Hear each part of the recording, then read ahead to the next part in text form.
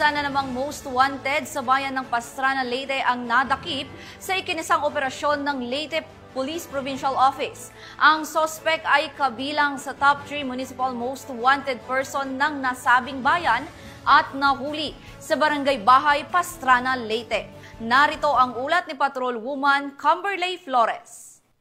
Takas sa mga autoridad ang nakatalagang top 3 municipal most wanted person na may kasong sexual assault matapos mahuli sa Barangay Bahay, Pastrana, Leyte. Bandang alas 12:20 ng hapon nang maaresto ang akusado ng mga tauhan ng Pastrana Municipal Police Station kasama ang Leyte Provincial Intelligence Unit sa bisa ng warrant of arrest para sa kasong sexual assault sa ilalim ng Article 266-A kaugnay sa Section 5B ng RA 7610 o Special Protection of Children Against Abuse, Exploitation and Discrimination Act na may inirekomendang piyansa na 200,000 pesos para sa pansamantalang kalayaan. Ang akusado ay dinala sa Pastrana MPS para sa kaukulang dokumentasyon at tamang disposisyon. Ang pagkakahuli sa akusado ay resulta ng masigasig na operasyon ng ating kapulisan upang masugpo ang kriminalidad sa ating bansa. Dahil sa bagong Pilipinas, ang gusto ng pulis, ligtas ka.